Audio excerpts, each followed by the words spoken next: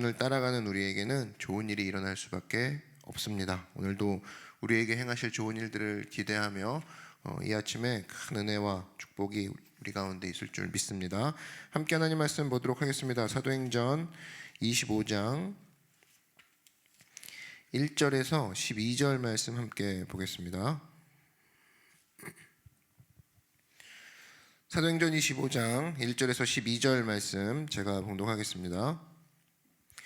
베스도가 부임한 지 3일 후에 가이사랴에서 예루살렘으로 올라가니 대제사장들과 유대인 중 높은 사람들이 바울을 고소할세 베스도의 호의로 바울을 예루살렘으로 옮기기를 청하니 이는 길에 매복하였다가 그를 죽이고자 함이더라. 베스도가 대답하여 바울이 가이사랴에 구류된 것과 자기도 멀지 않아 떠나갈 것을 말하고 또 이르되 너희 중 유력한 자들은 나와 함께 내려가서 그 사람에게 만일 옳지 아니한 일이 있거든 고발하라 하니라. 베스도가 그들 가운데서 8일 혹은 10일을 지낸 후 가이사랴로 내려가서 이튿날 재판자리에 앉고 바울을 데려오라 명하니 그가 나오매 예루살렘에서 내려온 유대인들이 둘러서서 여러 가지 중대한 사건으로 고발하되 능히 증거를 대지 못한지라. 바울이 변명하여 이르되 유대인의 율법이나 성전이나 가이사에게나 내가 도무지 죄를 범하지 아니하였노라 하니 베스도가 유대인의 마음을 얻고자 하여 바울더러 묻되 네가 예루살렘에 올라가서 이 사건에 대하여 내 앞에서 신문을 받으려느냐. 바울이 이르되 내가 가이사의 재판자리 앞에 섰으니 마땅히 거기서 신문을 받을 것이라. 당신도 잘 아시는 바와 같이 내가 유대인들에게 불의를 행한 일이 없나이다. 만일 내가 불의를 행하여 무슨 죽을 죄를 지었으면 죽기를 사양하지 아니할 것이나 만일 이 사람들이 나를 고발하는 것이 다 사실이 아니면 아무도 나를 그들에게 내줄 수 없나이다. 내가 가이사께 상소하노라 한데 베스도가 배석자들과 상의하고 이르되 내가 가이사에게 상소하였으니 가이사에게 갈 것이라 하니라. 아멘.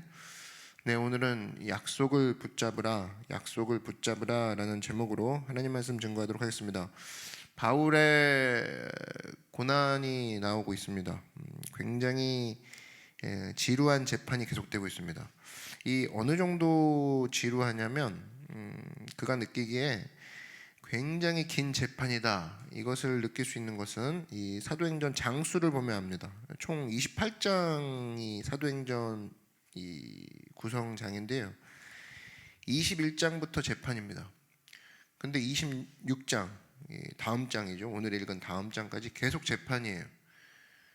고난은 누구에게나 있는데 여기서 알 수 있는 건 뭐냐? 사실 고난이 진짜 힘든 거는 이게 언제 끝나나, 참 지루하다, 이거 도대체 끝이 안 보인다, 이게 고난인 겁니다. 고난이 힘든 게 그거예요. 뭐 순간적인 고난의 세기도 있겠지만 끝이 안 보일 때 사람이 그때 절망하는 거죠. 우리 주변에 자살하겠다는 사람들 많이 봅니다.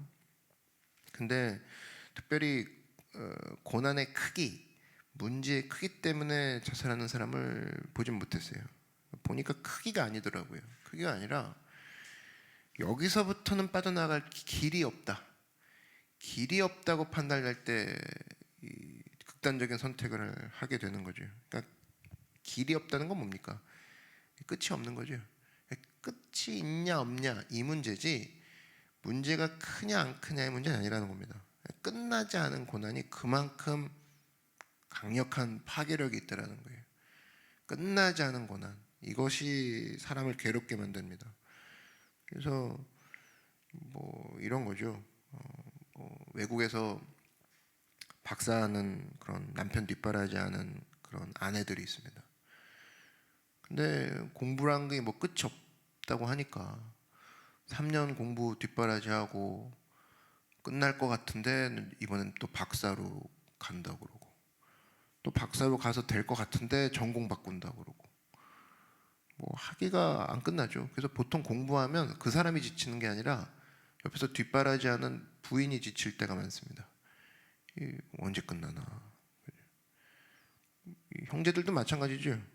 형제들 중에 악몽 중에 악몽이 다시 입대하는 꿈. 저도 가끔 꾸는데 분명히 군대 갔다 왔는데 꿈에서도 근데 또 들어갔어요. 이미 꿈에서. 근데 저 나가고 싶어요. 박찬열 씨 이미 들어왔으니까 어쩔 수 없습니다. 이번에 3년으로 바뀌었어요. 3년 하고 나아가시죠. 막 거기서 극한 두려움이 있습니다. 언제 끝나나. 분명히 나는 제대했는데 끝냈는데. 고난이 바로 그런 싸움이라는 거예요. 근데 이 사실 이렇게 끝나지 않을 것 같은 싸움이 내 앞에 딱 왔을 때 생각보다 쉽게 끝나는 방법이 있습니다. 오늘 그걸 살펴보려고 하는데, 오늘 11절 하반절을 보시면 내가 가이사께 상소하노라, 사도 바울이 상소한대요. 사도 바울이 더 위로 호소하겠다 그 얘기죠. 그런 행동을 합니다. 사도 바울의 특징은 로마 시민권을 갖고 있었어요. 로마 시민권. 그 로마 시민권의 특권 중에 하나가 뭐였냐면, 어떤 재판을 막 받고 있어요. 근데 나 이 재판 안 받겠습니다. 그리고 나는 로마 황제, 가이사가 로마 황제죠. 로마 황제한테 가서 내가 받겠습니다. 그 얘기를 하잖아요. 그럼 재판 중지되고 로마 황제 쪽으로 재판이 올라갑니다. 그것을 진행할 수 있는, 발언을 할 수 있는 게 로마 시민의 특권이었어요. 사도 바울이 이거를 사용하는 장면이에요, 오늘이. 근데 이제 궁금한 게 뭐냐, 이 특권은 옛날부터 있었던 거죠. 사도 바울이 로마 시민권을 갖고 있는 건. 근데 이거보다 한참 밑에 있는 벨릭스 때는 이건 사용 안 하고, 베스도라는 더 위에 사람이 오니까 그때서야 이걸 사용한다고 합니다. 고생할 건 다 하고 왜 그때 사용하지 않고 이제서야 사용한다고 하는지. 배경은 이렇게 생각이 들어요. 사도 바울이 거의 한 2년 정도 되는 건데, 지금 2년 넘게 싸웠던 건 뭐냐, 일종의 자기 자신의 결백을 주장하고 싶은 그런 마음도 있을 거라고 생각을 합니다. 지금 유대인들이 고소하는 내용이 성전에서 하나님을 욕되게 한 저 사도 바울을 죽이십시오 고소합니다. 그 내용이거든요. 근데 사도 바울은 그런 적이 없었거든요. 그런 일을 한 적이 없거든요. 그러니까 억울할 수 있다는 겁니다. 자기는 그런 적이 없는데 그 내용 가지고 자꾸 고소를 하니까. 근데 어느 순간 자기 자신의 모습을 탁 내려놓는 거죠. 여러분, 내가 지금 이게 결백하고 뭐 당당하고 억울하고 이게 아니라, 나는 내가 믿는 하나님이 나를 인도해 주실 것이라는 걸 믿습니다. 하나님께 초점을 딱 돌려버리고 그가 나아가는 모습이 오늘 본문입니다. 사실은 내가 가이사께 호소하노라, 형식은 가이사께 호소하는 거지만 사실은 내용은 내가 이제 점점 위에 있는 하나님께 호소하노라, 하나님만 바라보겠노라, 시선의 변화가 느껴지는 본문이라는 거예요. 우리 이럴 때 되게 많지 않습니까? 누가 생각할 때 내가 깨끗한 명분, 억울한 거 하나 없이 전부 다 지저분한 것들이 정리가 다 되고 그때 주님께 나아가리라, 이렇게 생각하는 사람들이 의외로 많아요. 완벽하게 들고 나아가는 모습. 근데 뭐 그거를 나쁘다고 할 수는 없습니다. 완벽한 모습으로 주님 앞에 쓰임 받고 싶습니다. 근데 성경을 보면은 하나님이 인간을 쓰시고자, 우리를 쓰시고자 딱 할 때 성경 캐릭터 중에 완벽히 준비 안 됐는데도 막 모실 때가 있습니다. 그러면 제가 물어볼게요. 그러면 그때 일 안 할 거냐는 거예요. 난 준비 안 됐고 억울한 게 아직 남아있고 나한테 고소하는 게 들어오고 내가 해명할 게 있는데 하나님이 막 모실 때가 있어요. 가라고. 그럼 그때 안 갈 거예요? 모세가 그랬죠. 모세는 준비 안 됐다고 그러는데, 다윗도 마찬가지입니다. 자기가 왕이 될 줄 모르고 양치고 있었어요. 준비 안 하고 있었다고. 근데 하나님이 막 모실 때가 있다니까요. 그럼 안 갈 거냐는 거예요. 우리는 준비 제가 다 하고요. 제가 억울한 거 풀고 올게요. 해명하고 올게요. 찝찝한 마음 때문에 못 가겠습니다. 이런 걸로 뒷걸음질 치기 일수인데, 하나님은 너가 명분 다 갖춘 후에 뛸 거야?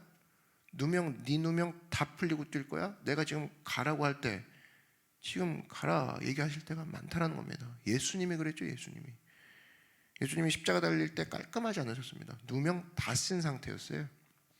저자가 폭도들을 선동한다, 저자가 성전을 더럽히고 있다, 예수님의 그 십자가 달린 정확한 죄명은 신성모독이었습니다. 말이 안 되죠. 근데 그거에 대해서 일일이 해명 안 하시잖아요. 나중에 뭐예요? 찝찝한 게 있고 해명할 게 산더미 같이 쌓여 있어도 내가 지금 깨끗하게 만들고 사명 다하겠다가 아니라 주님이 가게 하신다 그러면 간다 이거예요. 여러분 예배 드릴 때 억울한 거 다 풀고 예배 드리러 옵니까? 그러지 않죠. 내 마음에 찝찝함이 있으면 찝찝한 거 다 해결하고 예배 드리러 나와요? 그러지 않아요. 언제 너 안에 찝찝함, 명분, 누명 다 해결하고 올 거냐? 나한테 오라. 그러면 그때 오라는 거예요. 나한테 지금 나를 찾으라. 그럼 나를 찾으라는 거예요. 근데 우리는 모든 계획과 일정이 깔끔할 때만 예수님을 찾기 쉬워하는, 그걸 원하는 사람들이 우리라는 겁니다. 사도 바울이 이제까지 그런 모습이었던 것 같아요. 근데 이 빌립보서에 딱 가보면 사도 바울의 자세가 바뀌는 걸 볼 수가 있죠. 1장 17절, 빌립보서 1장 17절에 그러면 무엇이냐? 거칠애로 하나 참으로 하나 무슨 방도라든지 전파되는 것은 그리스도니 이로써 나는 기뻐하고 또한 기뻐하리라. 감옥에 갇혔다고 하니까 아주 꼴보기 싫은 놈들이 나타나죠. 사도 바울이 감옥 갇혔다.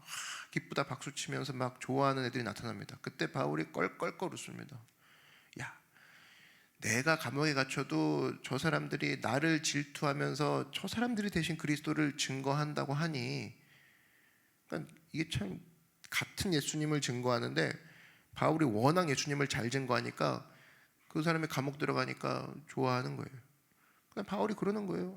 저 사람들이 예수님 전하나 내가 전하나 어쨌든 예수님만 전하면 되는 거 아닌가? 여기서 억울함과 누명이 어디 있습니까? 바울은 그거 좋아하는 거예요. 복음만 전파되면 나는 기뻐. 여러분 끝나지 않은 고난이 여러분 앞에 있습니까?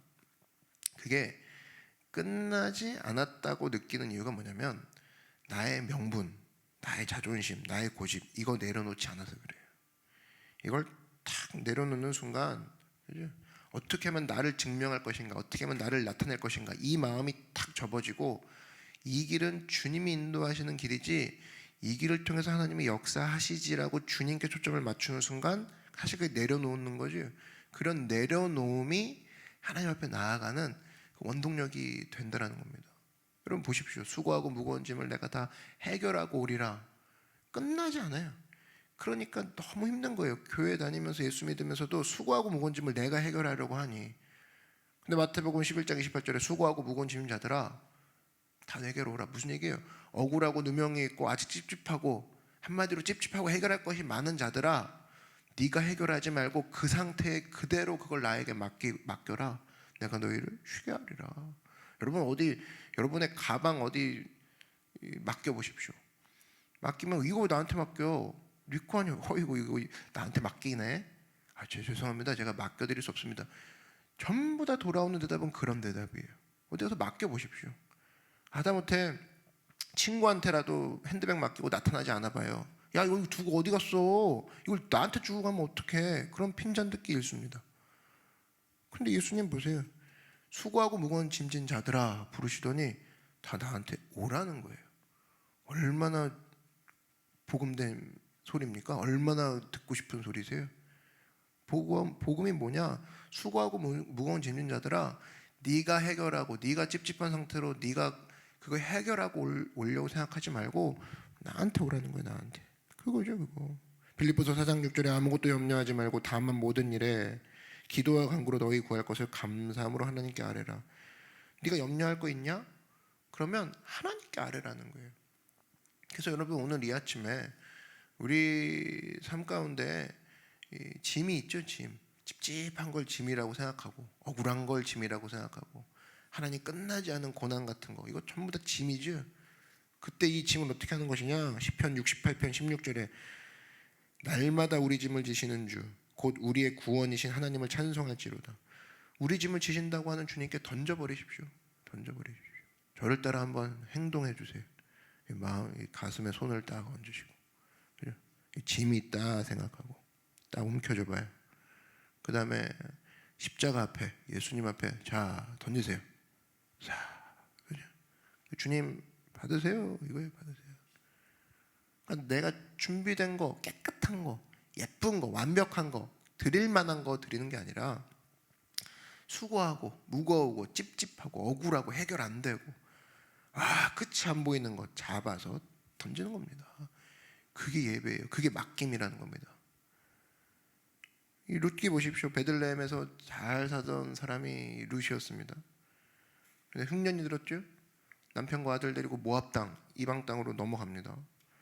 갈 때는 돈이 있었죠. 그러니까 이민을 가죠. 근데 남편 죽고 아들이 다 죽었어요. 그때 베들레헴에서 이제 양식이 생겼다, 흉년이 해결됐다 소리를 듣습니다. 그래 돌아오는데 여러분 잘 봐요. 이게 양식이 생겼으니 이제 고향으로 돌아갈 때입니다.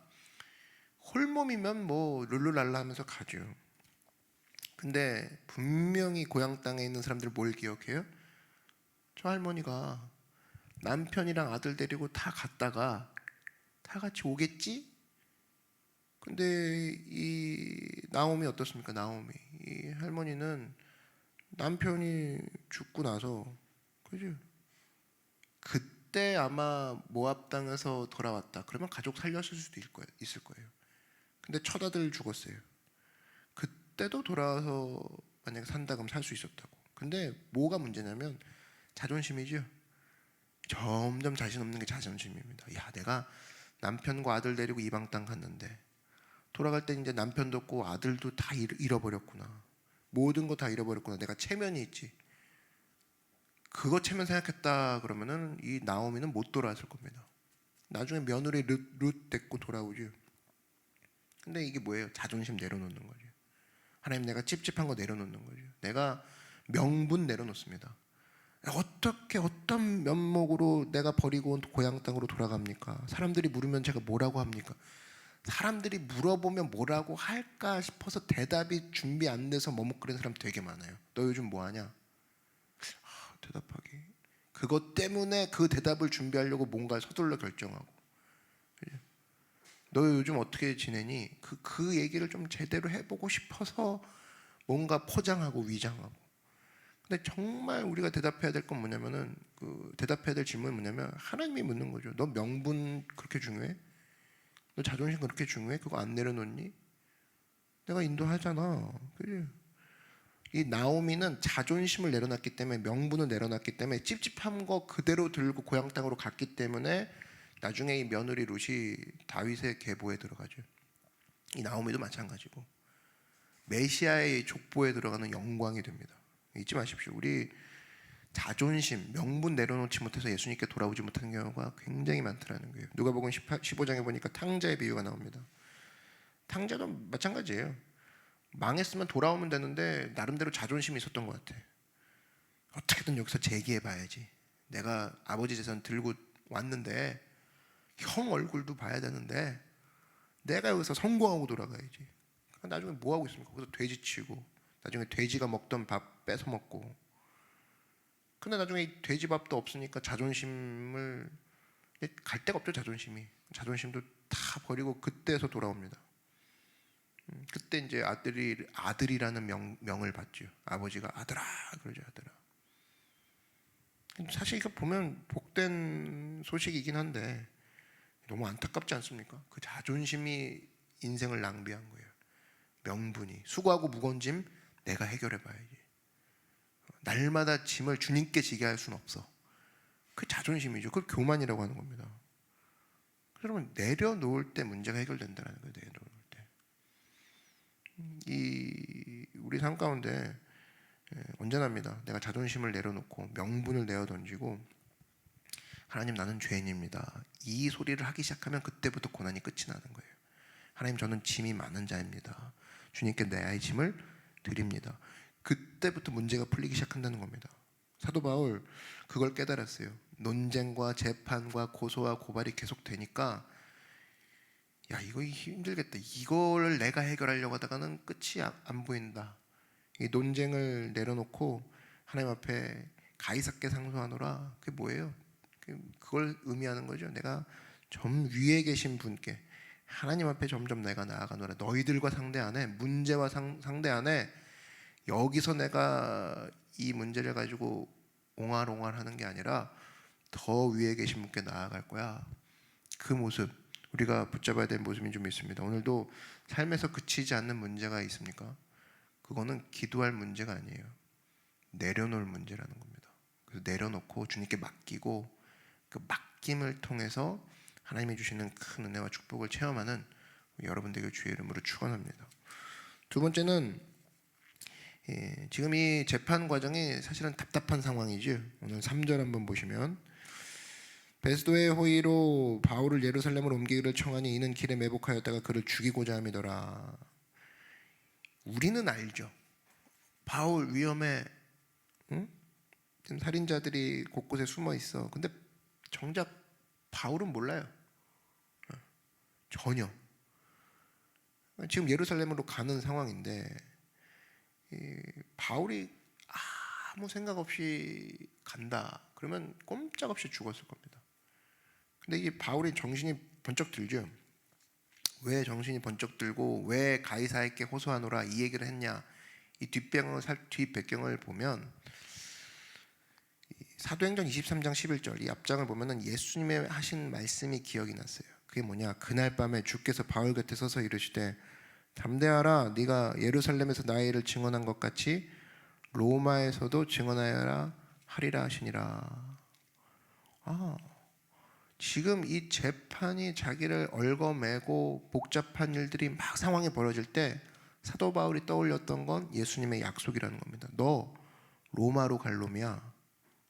그랬을 때 모든 상황이 정리되더라는 거예요. 답답한 상황 속에서 우리가 이 문제를 해결할 수 있는 것은 약속을 기억하는 겁니다. 약속을 붙잡는 길이에요. 내가 여기 왜 있지? 내가 지금 여기 왜 왔지? 그렇지, 예수님이 나를 보내신 거지. 지금 로마로 가는 중이지. 그 과정에 지금 서 있는 거야. 재판들이 나를 계속 고소하고 고발하네. 이걸 볼 때가 아니지. 이걸 지금 처리할 때가 아니야. 그러면서 가이사에게 호소하는 길이 로마로 가는 길이죠. 그러면서 내가 로마로 가는 거를 초심을 잃지 않겠어. 이게 바로 길에서 뚫고 나오는 방법이라는 겁니다. 약속 기억하는 거, 약속. 요셉 보십시오. 감옥, 노예, 수많은 상황들이 자기 앞에 펼쳐집니다. 그때마다 붙들었던 게 요셉은 약속이었어요. 하나님이 나에게 보여주신 채색옷 꿈이 있어. 많은 볕 집단들이 나한테 와가지고 절을 했던 꿈이 있어. 나 그거 기억한다.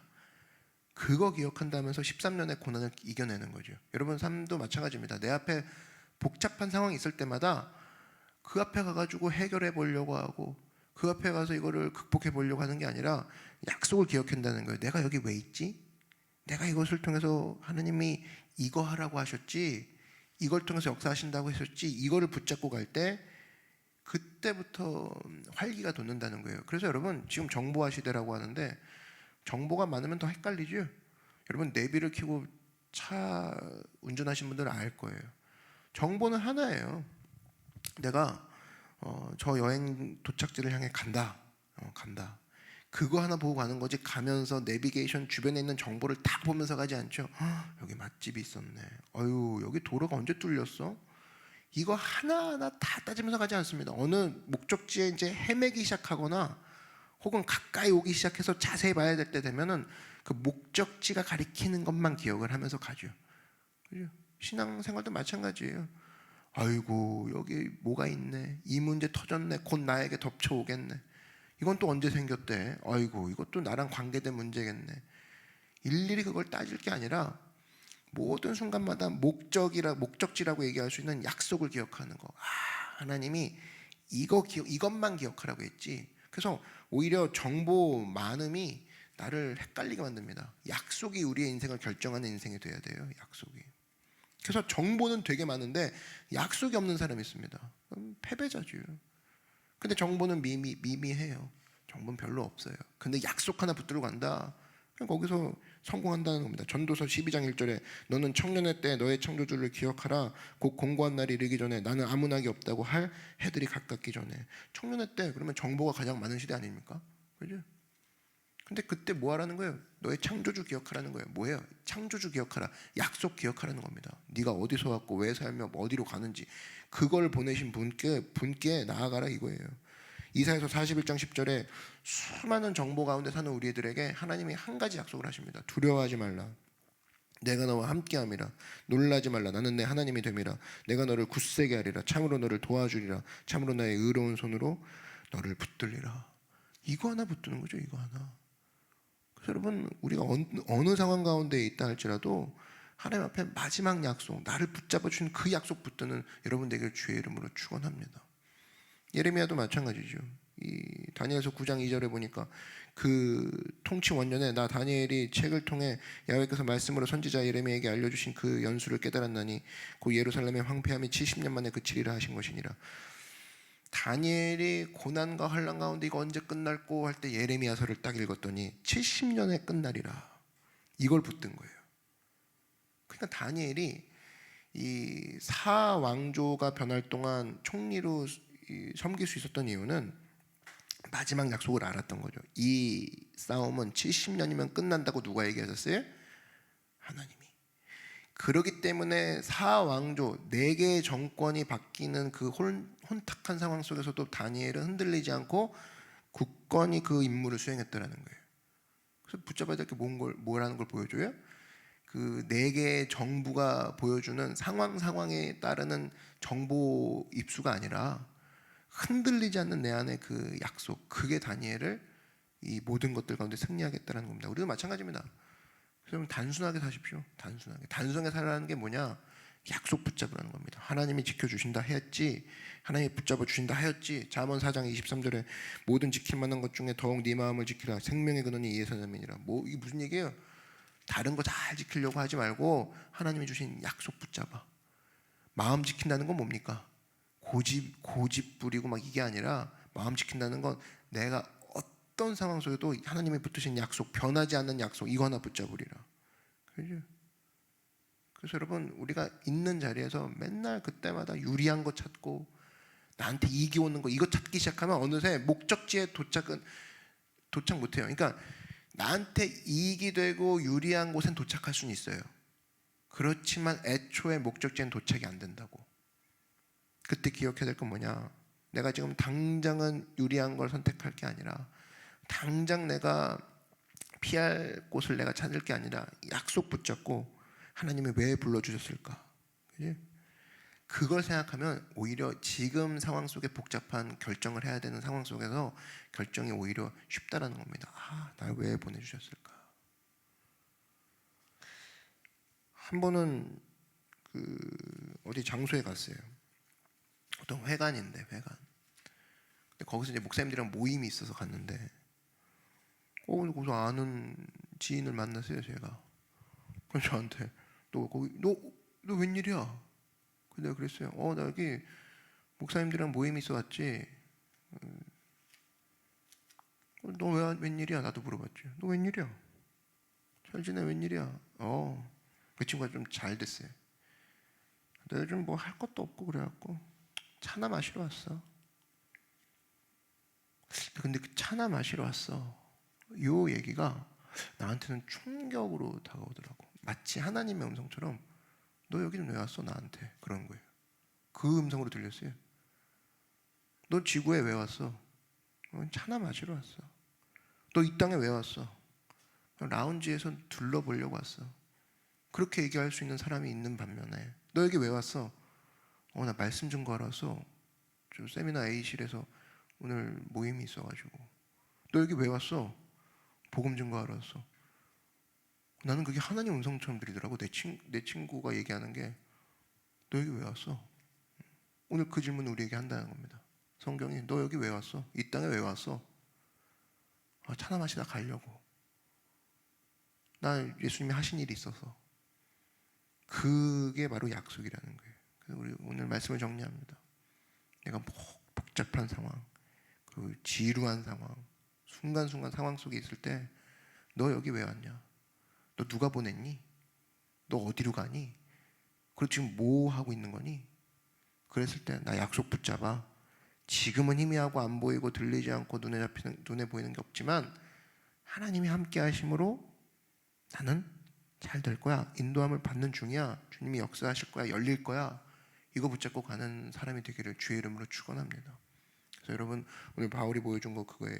명분, 자존심 이 브레이크 잡지 말라는 거예요. 하나님의 약속의 엑셀을 밟으려고 하시는데 자존심 잠깐만요. 주님 제가 억울한 거 풀고 올게요. 명분 따질 때가 아니라는 겁니다. 내려놓고 맡기고 했던 거 있죠. 우리의 짐을 주님께 던지는 거.